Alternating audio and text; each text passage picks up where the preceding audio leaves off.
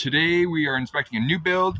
Let's go through the process of what a home inspector will observe during a typical inspection. Front entry doors got damaged jambs. The caulking at the threshold's already failed. Some of the trim has been painted.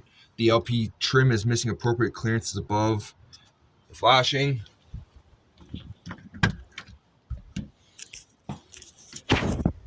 Jambs aren't fully painted. Nails are sticking through the trim and the jamb. Nice amount of overspray.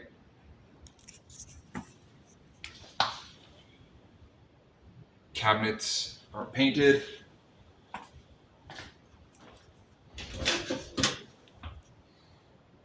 Missing paint on some of the trim work. Some of the shelving has nails protruding.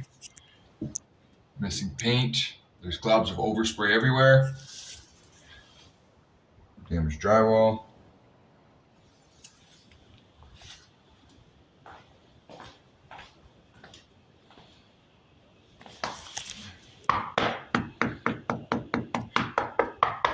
Concrete slabs already delaminating.